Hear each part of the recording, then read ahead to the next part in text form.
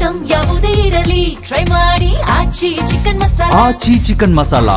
ಬೆಂಗಳೂರಿನಲ್ಲಿ ನಿನ್ನೆ ಸುರಿದಂತ ಮಳೆಗೆ ಸಂಕಷ್ಟಗಳ ಪ್ರವಾಹ. ಕೆಆರ್ ಮಾರ್ಕೆಟ್ನಲ್ಲಿ ಮಳೆಯಿಂದ ಅವಾಂತರ, ಬೃಹತ್ ಮರ ಬಿದ್ದು ಬೈಕ್ ಜಖಂ, ಸವಾರರು ಹಿಡಿಚಾಪ. ಮಂಗಳೂರಿನಲ್ಲಿ ಮಳೆ ಇಲ್ಲದಿದ್ರೂ ಕಡಲ್ಕೊರೆತದ ಭೀತಿ. ಸುದ್ದಿಯನ್ನು ನೋಡೋಣ ಮಳೆ ರಗಳೆ ನ್ಯೂಸ್ ಟಾಪ್ನಲ್ಲಿ. ಬೆಂಗಳೂರಿನಲ್ಲಿ ವರುಣ ಅಬ್ಬರಿಸಿ ಬೊಬ್ಬರಿದಿದ್ದಾನೆ. ನಿನ್ನೆ ಸಂಜೆ ಸುರಿಯುವ ಮಳೆ ಅವಾಂತರವನ್ನೇ ಸೃಷ್ಟಿಸಿದೆ. ಬಿರುಗಾಳಿ ಮಳೆಗೆ ಅಲ್ಲೋಲ ಕಲ್ಲೋಲವೇ ಸೃಷ್ಟಿಯಾಗಿದೆ.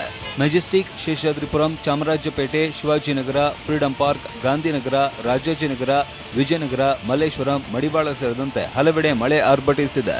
ಬೈಕ್ ಸವಾರರು, ಪಾದಾಚಾರಿಗಳು ರಸ್ತೆ ಬದಿಯಲ್ಲೇ ಆಶ್ರಯ ಪಡೆದಿದ್ರು. ಫ್ಲೈಓವರ್ ಮತ್ತು ಸ್ಕೈವಾಕ್ ಕೆಳಗೆ ನಿಂತು ಮಳೆಯಿಂದ ರಕ್ಷಣೆ ಪಡೆದ ದೃಶ್ಯಗಳು ಕಂಡುಬಂತು.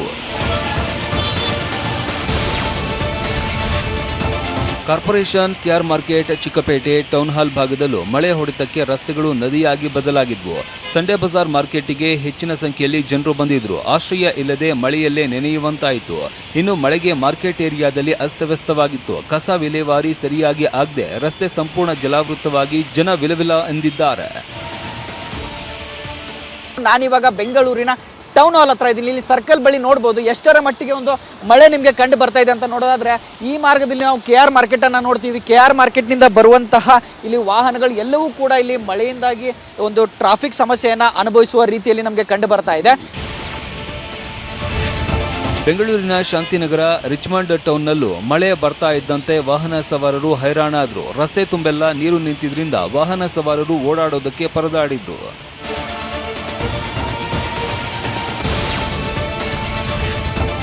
ನೆಲಮಂಗಲ ಭಾಗದಲ್ಲೂ ವರುಣಾರ್ಭಟಕ್ಕೆ ಹತ್ತಾರು ಅವಾಂತರ ಆಗಿದೆ. ಸೊಂಡೆಕೊಪ್ಪ ರಸ್ತೆ ಸಂಪೂರ್ಣ ಜಲಾವೃತ ಆಗಿತ್ತು. ನೀರು ನುಗ್ಗಿ ಹಲವು ಬೈಕ್ಗಳು ಕೆಟ್ಟು ನಿಂತಿದ್ವು. ಇನ್ನು ನೆಲಮಂಗಲ ಟೌನ್ ರಸ್ತೆಯಲ್ಲಿ ಮರ ಬಿದ್ದು ಕಾರು ಹಾಗೂ ಬೈಕ್ ಜಖಂ ಆಗಿವೆ. ಚಾಮರಾಜಪೇಟೆಯ ಸೀತಾಪತಿ ಅಗ್ರಹಾರದಲ್ಲಿ ವಾರದ ಹಿಂದೆ ಸುರಿದಿರುವ ಮಳೆಗೆ ಮರಗಳು ಧರೆಗೆ ಉರುಳಿದ್ವು. ವಿಷಯ ಅಂದ್ರೆ ಆ ಮರಗಳನ್ನ ಇನ್ನೂ ತೆರವು ಮಾಡಿಲ್ಲ. ಸದ್ಯ ನೀವು ನೋಡ್ಬೋದು, ನಾನಿವಾಗ ಬೆಂಗಳೂರಿನ ಚಾಮರಾಜಪೇಟೆ ಸೀತಾಪತಿ ಅಗ್ರಹಾರದಲ್ಲಿದ್ದೀನಿ. ಇಲ್ಲಿ ಗಮನಿಸ್ತಾ ಹೋಗ್ಬೋದು ಅಂದರೆ ಯಾವ ರೀತಿಯಾದಂತಹ ಒಂದು ಮರಗಳು ಯಾಕಂದರೆ ಕಳೆದ ತಿಂಗಳು ಏನು ಮೇಯಲ್ಲಿ ಒಂದು ಜೋರಾದ ಮಳೆ ಬಂದಿತ್ತಲ್ಲ, ಆ ಸಂದರ್ಭದಲ್ಲಿ ಇಲ್ಲಿ ಮರ ಬಿದ್ದಾಗ ಇಲ್ಲಿ ಒಂದು ಏನೋ ಒಂದು ಕಸ ಎಲ್ಲ ಆಗಿತ್ತು.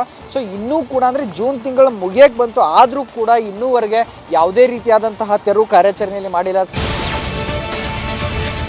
ಮುಂಗಾರು ಆರಂಭವಾಗಿ ವಾರದ ಬಳಿಕ ಬೆಂಗಳೂರಿನಲ್ಲಿ ವರುಣ ಗೀಳಿಟ್ಟಿದ್ದಾನೆ. ಜೂನ್ 18ರವರೆಗೆ ಅಂದ್ರೆ 5 ದಿನ ಬೆಂಗಳೂರಿನಲ್ಲಿ ಮಳೆ ಇರಲಿದೆ ಅಂತ ಹವಾಮಾನ ಇಲಾಖೆ ಕೂಡ ಮುನ್ಸೂಚನೆ ನೀಡಿದೆ.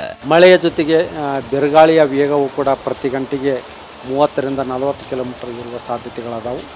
ಬೆಂಗಳೂರಿನಲ್ಲಿ ಕೂಡ ಮುಂದಿನ 5 ದಿನಗಳವರೆಗೆ ಅಂದರೆ ಜೂನ್ 14ರಿಂದ ಜೂನ್ 18ರವರೆಗೆ ಹಗುರದಿಂದ ಸಾಧಾರಣವಾಗಿ ಕೆಲವು ಕಡೆ ಮಳೆಯಾಗುವ ಸಾಧ್ಯತೆಗಳದಾವು. ಬಾಗಲಕೋಟೆ ಜಿಲ್ಲೆ ಜಮಖಂಡಿ ತಾಲೂಕಿನಲ್ಲಿ ಭಾರೀ ಮಳೆಯಾಗಿದೆ. ಚಿಕ್ಕಪಡಸಲಗಿ ಗ್ರಾಮದಲ್ಲಿ ರಸ್ತೆಗೆ ಅಡ್ಡಲಾಗಿ ಮರಗಳು ಬಿದ್ದು ಅವಾಂತರ ಆಗಿದೆ. ಜಮಖಂಡಿ ವಿಜಯಪುರ ಮುಖ್ಯ ರಸ್ತೆಯಲ್ಲಿ ಮರ ಬಿದ್ದಿದ್ರಿಂದ ಸಂಚಾರ ಸ್ಥಗಿತ ಆಗಿತ್ತು. ವಾಹನಗಳು ಸಾಲುಗಟ್ಟಿ ನಿಂತಿದ್ರಿಂದ ಸವಾರರು ಹೈರಾಣಾದ್ರು. ಸ್ಥಳೀಯರ ನೆರವಿನಿಂದ ಪೊಲೀಸರು ಬಿದ್ದಿದ್ದ ಮರ ತೆರವುಗೊಳಿಸಿದ್ದಾರೆ.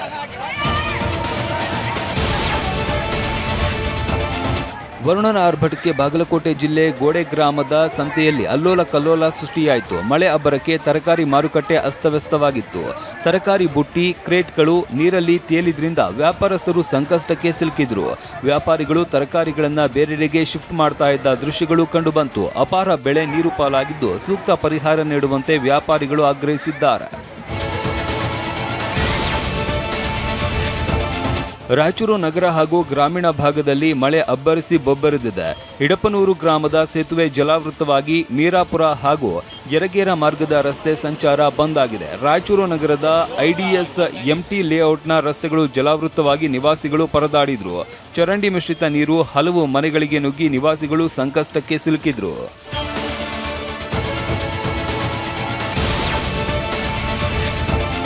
ಮಂಗಳೂರಿನಲ್ಲಿ ಮಳೆ ಇಲ್ಲದಿದ್ರೂ ಬೈಕಂಪಾಡಿ, ಮೀನಕಳಿಯ ಭಾಗದಲ್ಲಿ ಕಡಲ್ಕೊರೆತದ ಆತಂಕ ಮನೆ ಮಾಡಿದೆ. ಸಮುದ್ರ ತೀರದ ಮನೆಗಳಿಗೆ ಹಾನಿ ತಪ್ಪಿಸಲು ಕಡಲ ತೀರದುದ್ದಕ್ಕೂ ಮರಗಳನ್ನ ತುಂಬಿಸಿದ ಬ್ಯಾಗ್ ಅಳವಡಿಕೆ ಮಾಡಲಾಗ್ತಾ ಇದೆ.